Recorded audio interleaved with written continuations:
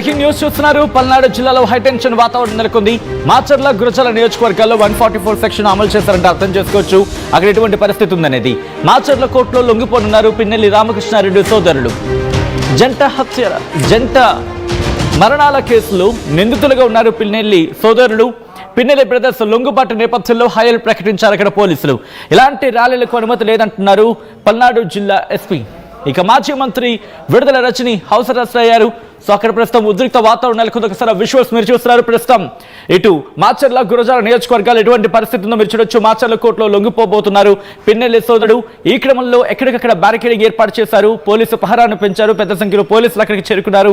మాజీ మంత్రి విడుదల రజని ఇంటి దగ్గర మహిళా పోలీసులు అలాగే ఇక్కడ పోలీసు బందోబస్తును కూడా ఏర్పాటు చేశారు. హౌస్ అరెస్ట్ చేయడం జరిగింది మాజీ మంత్రి విడుదల రజనిని. ఇటు పల్నాడు జిల్లాలో హై టెన్షన్ వాతావరణం నెలకొంది. మీరు చూడొచ్చు మాచర్ల బస్ స్టేషన్ దగ్గర అక్కడ ఎటువంటి పరిస్థితి ఉంది అనేది. ఎక్కడికక్కడ పోలీసుల బ్యారికేడింగ్ ఏర్పాటు చేయడం జరిగింది. ఇక్కడిక్కడ పికెటింగ్ ఏర్పాటు చేయడం జరిగింది. దాంతోపాటు అక్కడ పోలీసు పహరా కూడా పెంచారు. పోలీసు బందోబస్తును పెంచారు. పోలీసుల గస్తీని పెంచారు. దాంతోపాటు ఆ విజువల్స్ మీరు చూస్తే కనుక ఒక 144 సెక్షన్ అక్కడ అమలు చేస్తున్నట్టే అర్థం చేసుకోవచ్చు. దాంతోపాటు పోలీస్ వెహికల్స్ అక్కడికి చేరుకుంటున్నాయి. పెద్ద ఎత్తున పోలీసు బలగాలు అక్కడ పహరా ఏర్పాటు చేయడం జరిగింది. విజువల్స్ మీరు చూడడం జరుగుతోంది. ప్రస్తుతం అక్కడ ఎటువంటి సిచ్యువేషన్ ఉంది డీటెయిల్గా తెలుసుకునే ప్రయత్నం చేద్దాం. మా ప్రతినిధి సాయి అప్డేట్స్ అందించేందుకు ఫోన్ లైన్లో సిద్ధంగా ఒకసారి సాయి దగ్గరికి వెళ్ళే ప్రయత్నం చేస్తున్నాను. ఇటు పల్నాడులో హై టెన్షన్ వాతావరణం నెలకొన్న నేపథ్యంలో ఎప్పటి వరకు ఈ 144 సెక్షన్ అమలు కాబోతోంది, మరి ముఖ్యంగా ఎందుకు 144 సెక్షన్ అమలు చేయాల్సి వచ్చింది, డీటెయిల్గా తెలుసుకునే ప్రయత్నం చేద్దాం. మా ప్రతినిధి సాయి అప్డేట్స్ అందించేందుకు సిద్ధంగా ఉన్నారు. సాయి, ప్రస్తుతం పల్నాడులో ఎటువంటి ఉద్రిక్త వాతావరణం నెలకొంది, ప్రస్తుతం ఎందుకు అంతటి హై టెన్షన్ వాతావరణం అక్కడ?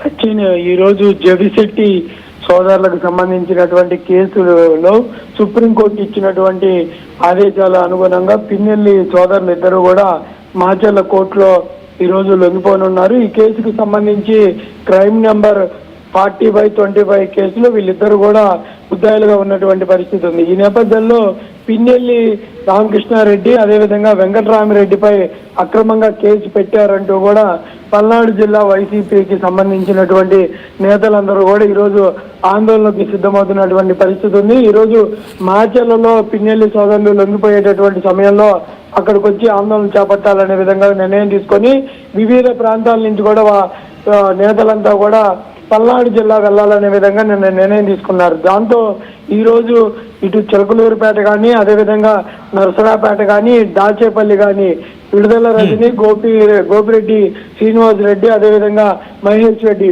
వీళ్ళకి సంబంధించినటువంటి వ్యక్తులు కానీ వీళ్ళు కానీ ఎవరు కూడా మాచర్ల రావద్దంటూ కూడా పల్నాడు జిల్లా పోలీసులు ముందుగానే వీళ్ళకి హౌస్ అరెస్ట్ నోటీసులు ఇవ్వడం జరిగింది.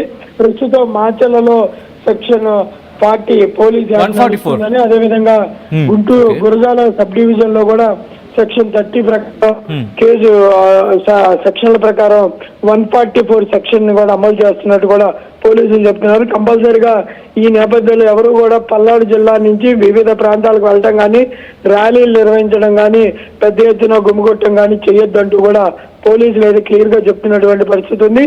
11 గంటల ప్రాంతం తర్వాత పిన్నెల్లి సోదరులు ఇద్దరు కూడా మాచర్ల కోర్టుకు రానున్నారు.